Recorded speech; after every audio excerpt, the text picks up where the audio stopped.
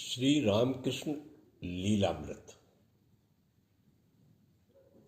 जय श्री रामकृष्ण देव। ओम शिव शिव शिव।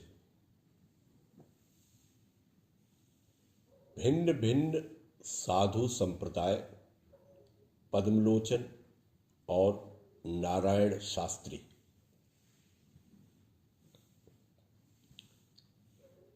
पिछले प्रकरण में बता ही चुके हैं कि जब श्री रामकृष्ण देव अपनी साधना में मग्न रहते थे, उस समय भिन्न भिन्न पंथों के साधु संतों का दक्षिणेश्वर में आना प्रारंभ हुआ था। इतना ही नहीं, वे जिस भाव की साधना में लगते थे, उसी भाव के साधकों का दक्षिणेश्वर में तांता लग जाता था। जब उन्होंने श्री रामचंद्र की उपासना करके उनका दर्शन प्राप्त कर लिया, तभी रामायत पंथ के साधु आने लगे। वैष्णव तंत्रोक्त साधना में उन्होंने सिद्धि प्राप्त की कि तुरंत ही उस भाव के यथार्थ साधक उनके पास आने लगे। जब उन्हें वेदांतोक्त अद्वैत ज्ञान की चरम सीमा निर्विकल्प समाधि प्राप्त हो गई, तभी ऐसा दिखता है कि वेदांत संप्रदाय के साधक आने लगे। इस प्रकार भिन्न भिन्न संप्रदाय के साधकों के उस समय पर आने में एक विशेष गुण अर्थ दिखता है। श्री रामकृष्ण देव कहते थे, फूल के खिलने पर भ्रमर उसके पास चारों ओर से स्वयं दौड़कर आते हैं। स्वयं श्री रामकृष्ण देव के संबंध में भी यह नियम सत्य होते दिखाई पड़ता है। कोई अवतारी महापुरुष किसी विशेष प्रकार के सत्य का अनुभव प्राप्त करके सिद्ध हो जाता है, तब उस अनुभव को लेने के लिए यथार्थ जिज्ञासु साधक उसके पास आप आने लगते हैं। यह बात प्रत्येक धर्म के इतिहास में दिखाई देती है। वर्तमान युग के अनंत भाव में अवतार श्री रामकृष्ण देव जब हर एक पंथ की प्रत्येक साधना का स्वयं अनुभव लेकर उनमें जैसे जैसे सिद्ध होते जाते थे, वैसे वैसे उन मार्गों के साधक उनके अनुभव का लाभ उठाने के लिए किसी अज्ञात शक्ति द्वारा उनकी ओर आकर्षित हो जाते थे। इन भिन्न भिन्न पंथों की साधना करते समय श्री रामकृष्ण देव उनमें ऐसे तन्मय हो जाते थे कि उस समय उस साधना को छोड़ अन्य कोई भी बात उनके मन में नहीं आती थी। साधारणतः लोग उनकी इस असंबद्धता का अर्थ न समझने के कारण तथा उनकी उच्च आध्यात्मिक अवस्था को समझने योग्य ज्ञान के अभाव के कारण उन्हें पागल कहा करते थे। पर बाद में लोग इस विलक्षण पागल की अलौकिक शक्ति के विकास को जैसे जैसे जानने लगे, उनके मत में भी वैसे वैसे परिवर्तन होने लगा। तथापि कोई कोई उन्हें पागल ही समझते थे।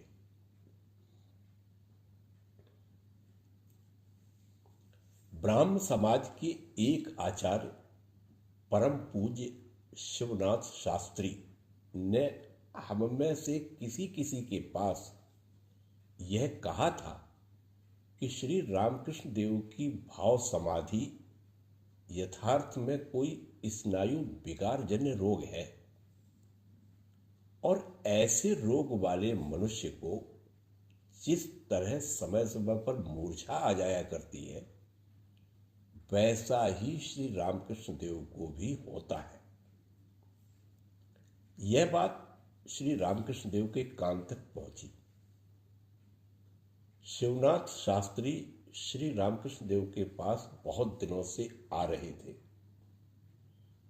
एक दिन जब वे दक्षिणेश्वर में आए हुए थे, तब उनसे श्री रामकृष्ण देव बोल उठे, क्यों जी शिवनाथ, मैंने सुना है कि आप इसे रोग मानते हैं और कहते हैं कि इस रोग के ही कारण मुझे मूर्छा आ जाया करती है।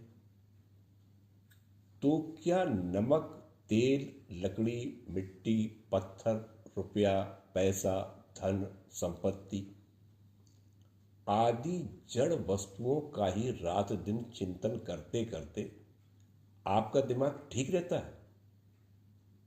और जिसकी शक्ति से यह सारा जगत चैतन्यमान हो रहा है, उसका चिंतन नित्य करने से मुझे रोग हो गया तथा मेरा दिमाग बिगड़ गया, मेरा माथा फिर गया है।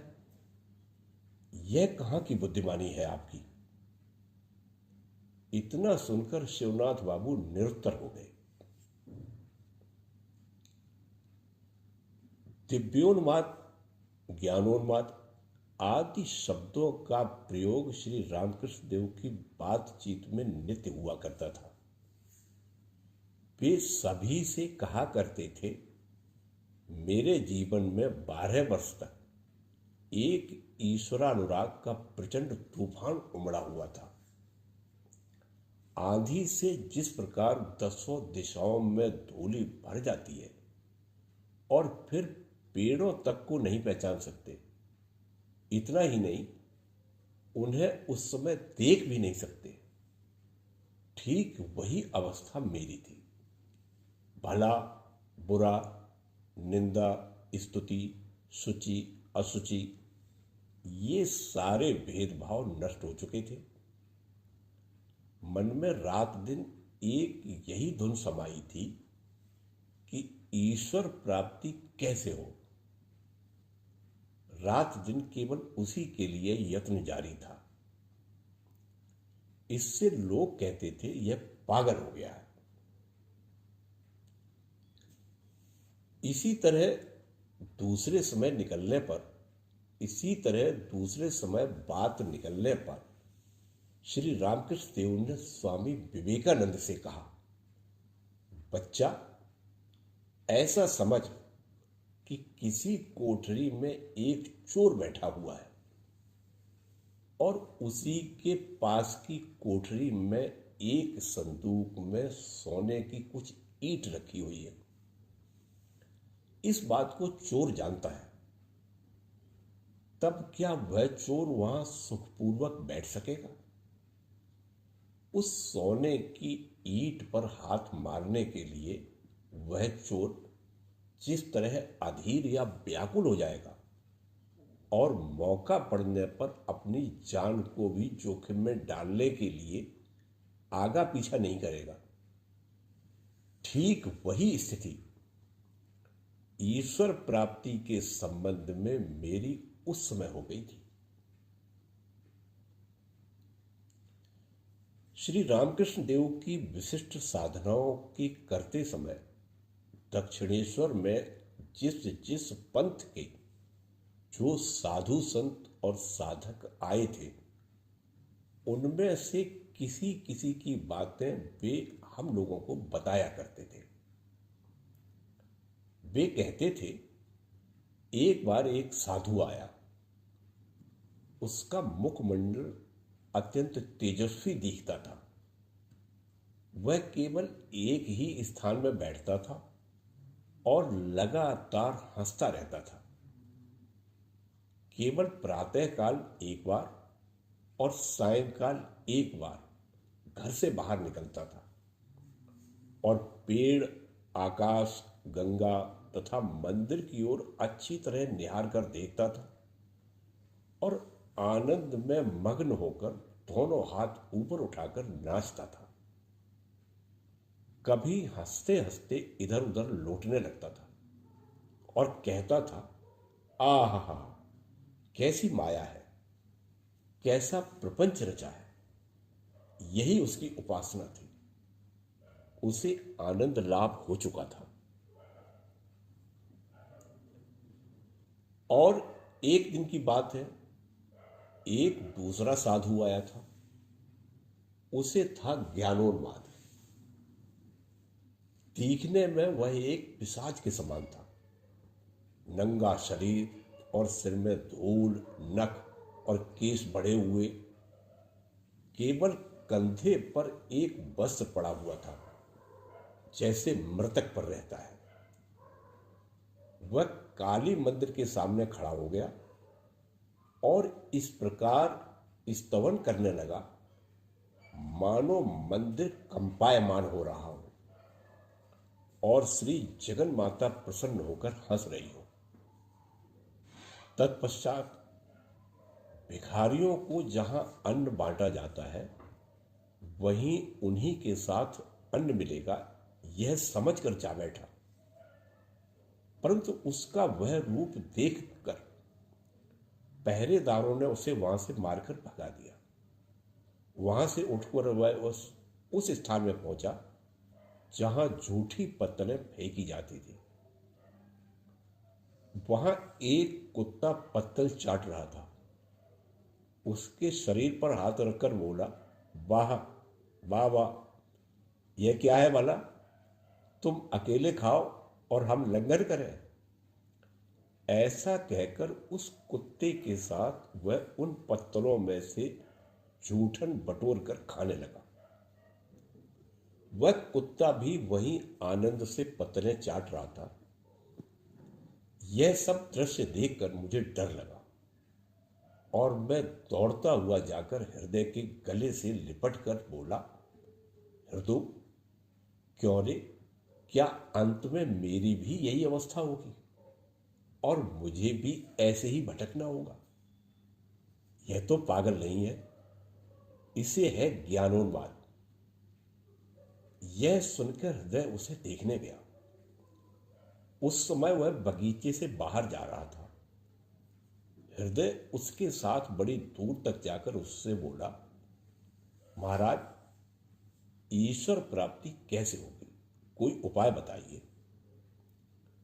प्रथम तो उसने कोई उत्तर ही नहीं दिया, पर हृदय ने उसका पीछा नहीं छोड़ा। वह उसके पीछे ही चला जा रहा था। तब वह कुछ समय में बोला, इस नाली का पानी और गंगा जी का पानी दोनों एक समान पवित्र हैं।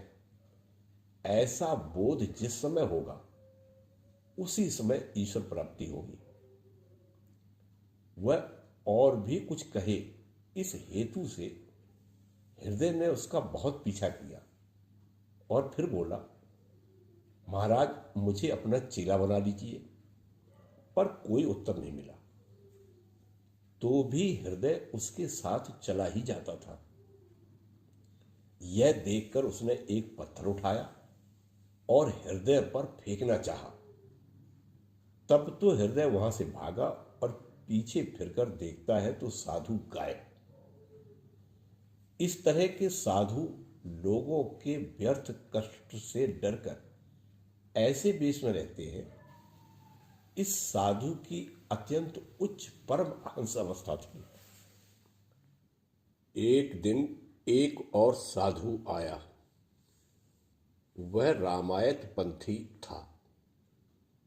उसका नाम पर अत्यंत विश्वास था। उसके पास सिर्फ एक लोटा, एक पोथी छोड़कर कोई दूसरा सामान नहीं था। उस पोथी पर उसकी बड़ी भक्ति थी। वह नित्य प्रति उस पोथी की चंदन पुष्प चढ़ाकर पूजा करता था और बीच बीच में उसे खोलकर देखता था। उससे मेरा थोड़ा परिचय हो जाने पर एक दिन मैंने उसकी पोथी देखने के लिए मांगी। नहीं नहीं करते उसने अंत में मेरा अत्यंत आग्रह देखकर वह पोथी मेरे हाथ में दे दी। मैंने बड़ी उत्सुकता से खोलकर देखा तो उसमें क्या मिला। भीतर लाल स्याही से बड़े बड़े अक्षरों में केवल ओम राम, यही अक्षर आदि से अंत तक लिखे हुए थे। वह साधु बोला, व्यर्थ कूड़ा करकट से भरे ग्रंथों को पढ़कर क्या करना है।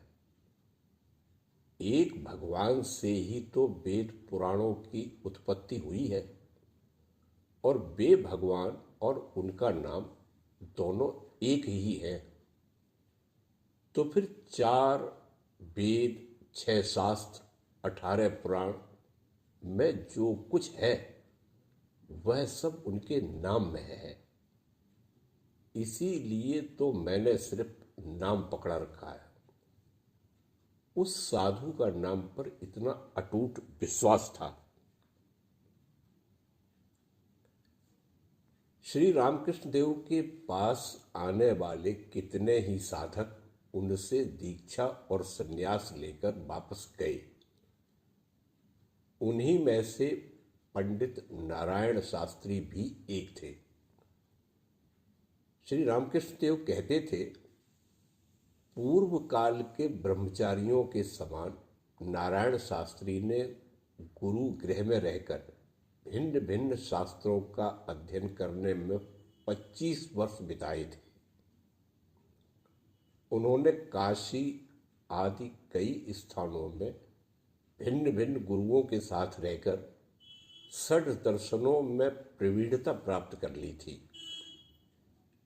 परंतु बंगाल के नवद्वीप के प्रसिद्ध न्यायिकों को छोड़कर अन्यत्र अन्याय दर्शन का सांगोपांग अभ्यास होना असंभव समझकर उन्होंने अपने दक्षिणेश्वर आने के पूर्व 8 वर्ष तक नवद्वीप में रहकर न्याय शास्त्र का सांगोपांग अभ्यास करके उसमें भी प्रवीणता प्राप्त की।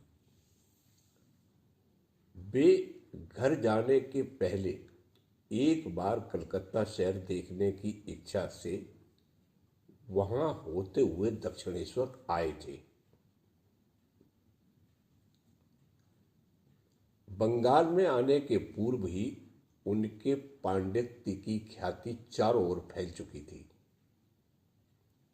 एक बार जयपुर के महाराजा ने उन्हें अपनी सभा का पंडित पद स्वीकार करने के लिए विनती की थी, परंतु न्याय शास्त्र का अध्ययन शेष रहने के कारण उन्होंने महाराजा का कहना नहीं माना। नारायण शास्त्री अन्य साधारण पंडितों के समान कोरे पुस्तकी पंडित नहीं थे। शास्त्र ज्ञान के साथ साथ उनके हृदय में वैराग्य का उदय भी हो चुका था।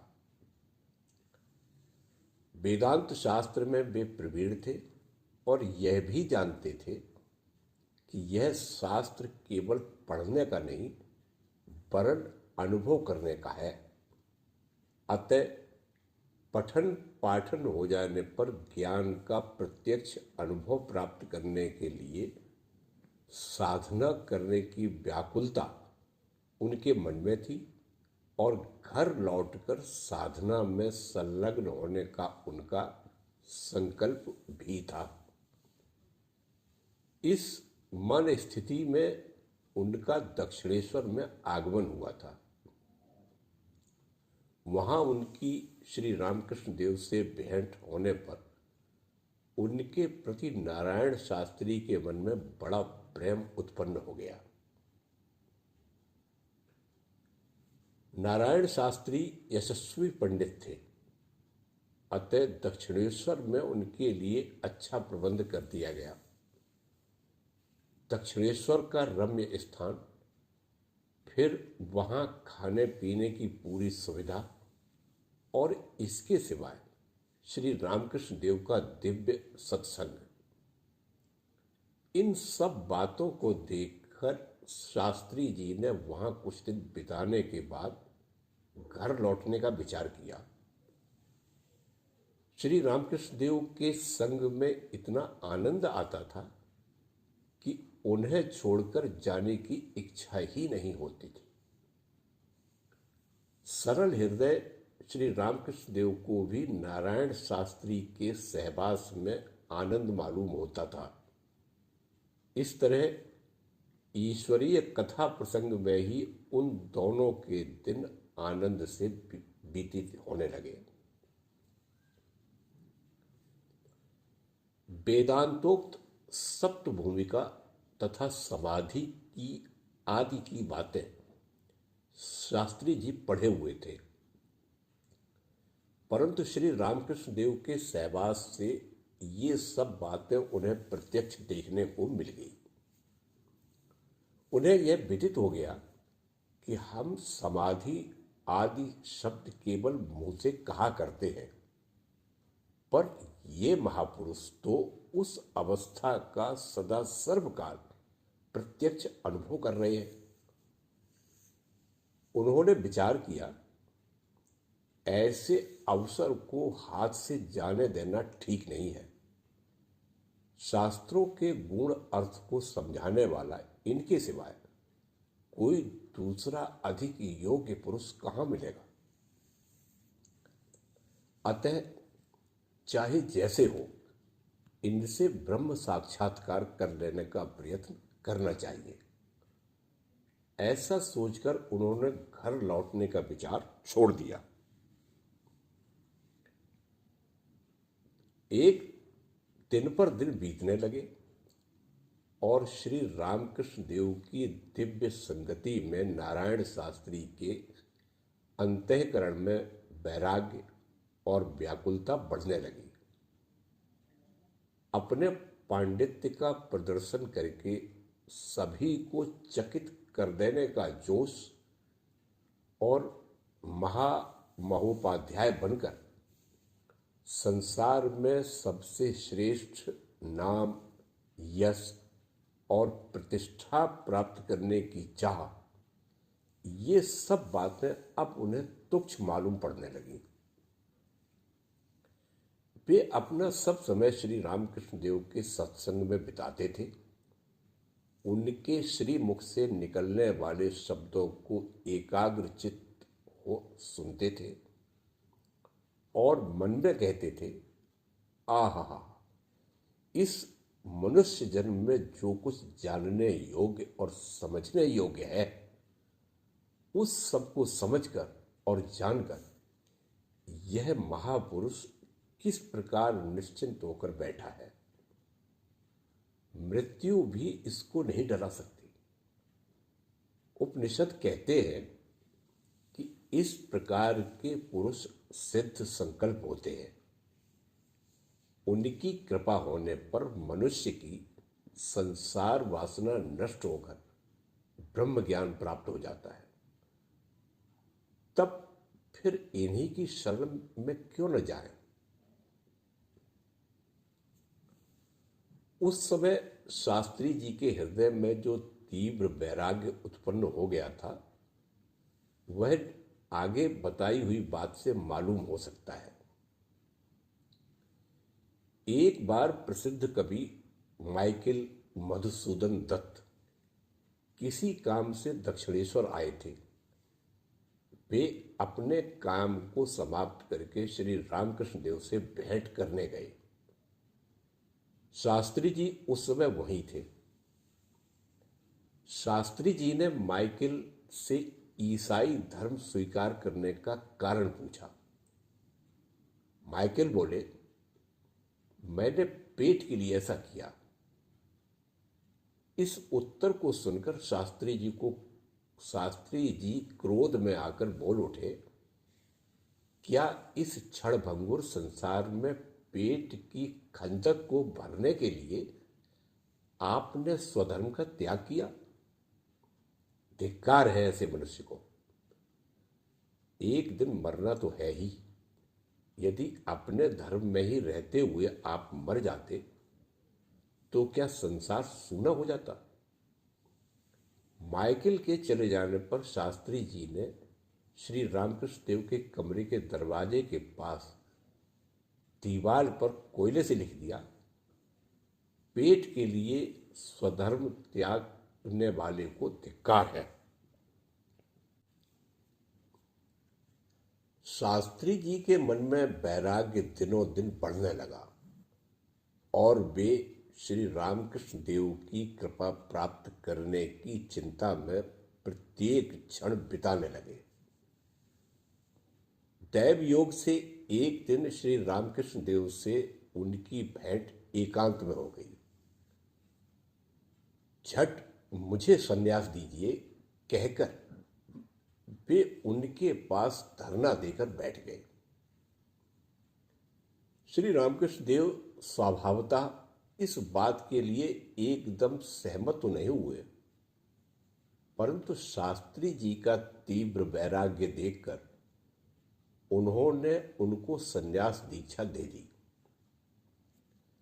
शास्त्री जी ने अपनी इच्छा को पूर्ण हुई देख अपने को धन्य माना और वशिष्ठाश्रम में जाकर तपश्चर्या करने का संकल्प कर लिया। तत्पश्चात उन्होंने श्री रामकृष्ण देव से शीघ्र विदा लेकर वशिष्ठाश्रम की ओर प्रस्थान किया। अत्यंत कठोर तपश्चर्या करने के कारण उनका शरीर क्षीण होकर वहीं उनका देहांत हो गया।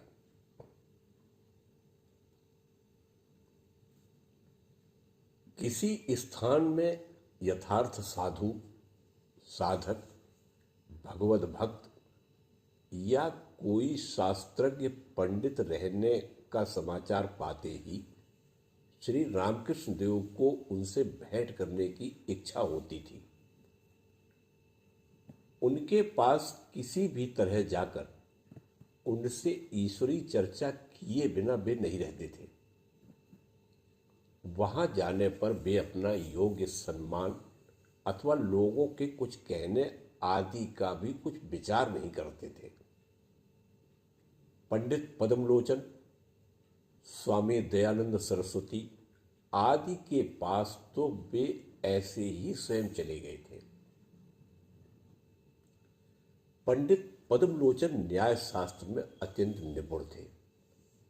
न्याय शास्त्र का अध्ययन पूर्ण होने पर उन्होंने काशी में वेदांत शास्त्र का उत्तम अध्ययन किया और उसमें भी प्रवीणता प्राप्त की। उनकी विद्वता की ख्याति सुनकर वर्धमान के महाराजा ने उन्हें अपने यहाँ मुख्य सभा पंडित नियुक्त किया था। पंडित पद्मलोचन अत्यंत उदार अंतःकरण के थे। वे अपने ही मत को ठीक जानकर दूसरों के मत का तिरस्कार नहीं कर देते थे। पक्षपात उन्हें बिल्कुल नापसंद था। श्री रामकृष्ण देव कहते थे, एक बार वर्तमान की राजसभा में पंडितों के बीच यह विवाद उपस्थित हुआ कि शिव श्रेष्ठ है या विष्णु। शास्त्रों से प्रमाण बताकर और शब्दों की खींचतान करके प्रत्येक व्यक्ति बाल की खाल निकाल कर अपने अपने पक्ष का समर्थन कर रहा था। परंतु इस तरह बहुत समय तक बड़े जोर शोर का वाद विवाद चलने के बाद भी कोई निर्णय नहीं हो सका। सभा में पद्मलोचन नहीं थे। आते ही वे प्रश्न को सुनकर बोले, मैंने न तो कभी शिव को देखा है न विष्णु को ही, तब ये श्रेष्ठ है या वे, यह मैं कैसे बताऊं। तथापि शास्त्रों के आधार से यदि निश्चय करना है तो यही कहना है कि शैव शास्त्रों में शिव को और वैष्णव शास्त्रों में विष्णु को श्रेष्ठ बताया गया है। जिसका जो इष्ट हो वही उसके लिए अन्य देवताओं की अपेक्षा श्रेष्ठ है। यह कहकर पंडित जी ने शिव और विष्णु की श्रेष्ठता बताने वाले कुछ श्लोक कहे। फिर उन्होंने शिव और विष्णु दोनों की समान श्रेष्ठता पर अपना मत प्रकट किया। पंडित जी के सरल और स्पष्ट भाषण से विवाद मिट गया और सभी लोग उनकी प्रतिभा की प्रशंसा करने लगे।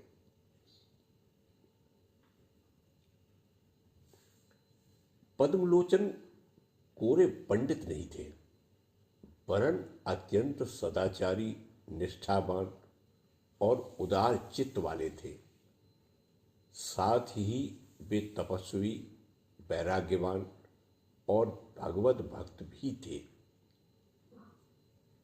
श्री रामकृष्ण देव ने उनके गुणों की कीर्ति सुनकर उनसे भेंट करने के लिए जाने का निश्चय किया। मथुर बाबू ने श्री रामकृष्ण देव की इच्छा देखकर उन्हें वर्धमान भेजने की तैयारी की, पर इतने में ही उन्हें पता लगा कि पंडित जी का स्वास्थ्य कुछ खराब होने के कारण हवा बदलने के लिए और औषध उपचार के लिए वे कलकत्ते ही में अरियादय के घाट के समीप वाले एक बगीचे में आ गए हैं और वहां उनका स्वास्थ्य सुधर रहा है। उन्होंने इस समाचार का ठीक पता लगाने के लिए हृदय को भेजा। हृदय ने आकर बताया कि बात सत्य है और श्री रामकृष्ण देव के संबंध की बातें सुनकर पंडित जी के मन में भी उनसे भेंट करने की बड़ी प्रबल इच्छा है। श्री रामकृष्ण देव ने यह सुनकर उनके पास स्वयं जाने का इरादा करके दिन भी निश्चित कर लिया। उस दिन हृदय को साथ लेकर श्री रामकृष्ण देव पंडित जी से भेंट करने चल दिए और परस्पर भेंट होने पर दोनों को बड़ा संतोष हुआ।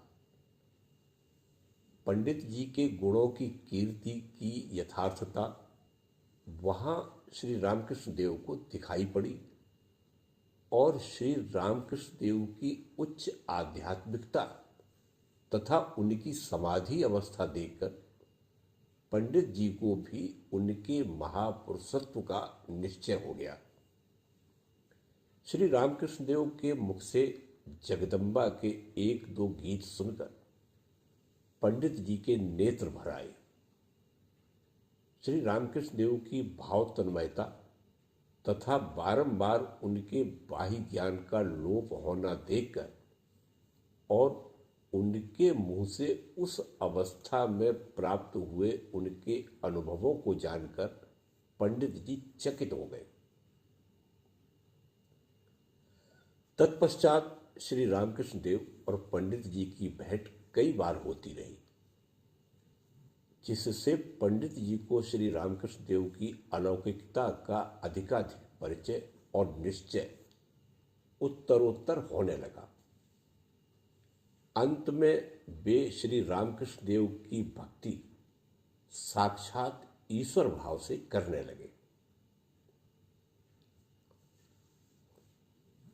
श्री रामकृष्ण देव में पंडित जी का इतना दृढ़ विश्वास हो जाने का एक कारण था।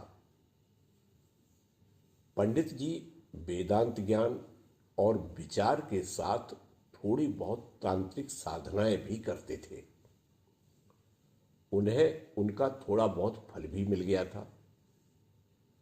उनकी साधना से प्रसन्न होकर उनके ईष्ट देव ने उन्हें एक वर दिया था, जिससे वे बड़े बड़े पंडितों की सभा में भी सदा विजयी हुआ करते थे। बात यह थी कि उनके पास हर समय पानी से भरा हुआ एक लोटा और छोटा सा रूमाल रहता था। किसी भी विषय पर शास्त्रार्थ करने के पूर्व वे उस लोटे को हाथ में लेकर कुछ समय तक इधर उधर घूमते थे और उस पानी से मुंह धोकर कुल्ला किया करते थे। फिर हाथ पैर पोंछकर अपने कार्य में लग जाते थे। जब वे इस प्रकार तैयार होकर विवाद करते, तब उन्हें पराजय करने के लिए कोई भी समर्थ नहीं होता था। यह बात पंडित जी ने किसी से कभी प्रकट नहीं की थी, और उनके इस प्रकार हाथ पैर मुंह धोने में जो रहस्य था, उसकी कल्पना भी किसी के मन में नहीं आई थी। श्री रामकृष्ण देव कहते थे, माता की कृपा से मैं इस बात को जान गया, और एक दिन मैंने उनका वह लोटा और रूमाल उनके बिना जाने छिपा कर रख दिया। उस दिन भी कोई ऐसा ही प्रश्न सामने आ गया, जिसे हल करने के लिए पंडित लोग जुटे हुए थे। पंडित जी अपने सदा के नियम के अनुसार वहां भी मुंह धोने के लिए अपना लोटा ढूंढने लगे, परंतु वह कहीं नहीं दिखा। इसलिए वे बिना मुंह धोए ही सभा में गए, परंतु वहां उस शास्त्रार्थ में उनकी बुद्धि काम नहीं कर सकी। अंत में वे वहां से लौटकर अपना लोटा और रूमाल पुनः ढूंढने लगे। उन्हें जब यह पता लगा कि उस लोटे को मैंने जानबूझकर छुपा दिया है, तब उनके आश्चर्य की सीमा नहीं रही। मुझे प्रत्यक्ष ईश देव मानकर वे मेरी स्तुति करने लगे। उस दिन से पंडित जी श्री रामकृष्ण देव को साक्षात ईश्वर अवतार जानकर उनकी उसी प्रकार से भक्ति करने लगे। श्री रामकृष्ण देव कहते थे, पंडित पद्मलोचन इतने भारी विद्वान होकर मेरी देवता के समान भक्ति करते थे। वे कहते थे, मैं सभी पंडितों की सभा करके सबको बताता हूं कि आप ईश्वरावतार हैं। किसी की हिम्मत हो तो सामने आकर मेरी उक्ति का खंडन करे। मथुर बाबू ने एक बार किसी कार्य के लिए पंडितों की सभा बुलाई थी। पद्मलोचन थे अत्यंत आचारवान और निर्लोभी पंडित। उन्हें शूद्र का दान लेना मान्य नहीं था, अतः वे कदाचित सभा में न आवे, यह सोचकर मथुर बाबू ने उनसे आने का आग्रह करने के लिए मुझसे कहा। मेरे पूछने पर उन्होंने कहा, जब आप साथ हैं तो मैं किसी भंगी के घर भी भोजन करने को तैयार हूं। तब धीमर के यहां की सभा की बात ही क्या। अंत में सभा हुई, परंतु पद्मलोचन उस सभा में उपस्थित न हो सके। सभा बुलाने के पूर्व ही उनका स्वास्थ्य अधिक खराब हो गया। इसलिए पुनः हवा बदलने के लिए उन्होंने श्री रामकृष्ण देव से अत्यंत गदगद हृदय होकर विदा ली। वहां से वे काशी गए और वहीं थोड़े दिनों में उनका देहांत हो गया। तत्पश्चात कुछ समय के बाद जब कलकत्ते के भक्त लोग श्री रामकृष्ण देव के चरण कमलों के आश्रय में आने लगे, तब उनमें से कई भक्ति विशेष के कारण खुलेआम उन्हें ईश्वरावतार कहने लगे। यह बात श्री रामकृष्ण देव के कान में पहुंचते ही उन्होंने उन लोगों को ऐसा करने से मना कर दिया। परंतु यह जानकर कि भक्ति के आवेश में ये भक्तगण मेरा कहना नहीं मानते, वे एक दिन क्रुद्ध होकर हम लोगों से बोले, कोई डॉक्टरी करता है, कोई थिएटर का मैनेजर है, और ऐसे लोग यहां आकर मुझे अवतार कहते हैं। वे समझते हैं मुझे अवतार कहकर वे मेरी बहुत कीर्ति बढ़ा रहे हैं और मुझे किसी बड़े पद पर चढ़ा रहे हैं। अवतार किसे कहते हैं, इस बात का ज्ञान उन्हें भला क्या है? इन लोगों के आने के पूर्व नारायण शास्त्री तथा पद्मलोचन जैसे कितने धुरंधर और दिग्गज पंडित, कोई 3 शास्त्रों का पंडित, कोई 6 का, तथा जिन्होंने अपना सारा जन्म ईश्वर चिंतन में बिताया था, यहां आकर मुझे अवतार कह गए। अब मुझे औरों से अपने को अवतार कहलवाना अत्यंत तुच्छ मालूम पड़ता है। ये लोग मुझे अवतार कहकर ढिढोरा पीटकर मेरी कौन सी कीर्ति बढ़ाएंगे। पंडित पद्मलोचन के सिवाय और भी अनेक पंडितों ने श्री रामकृष्ण देव से भेंट की।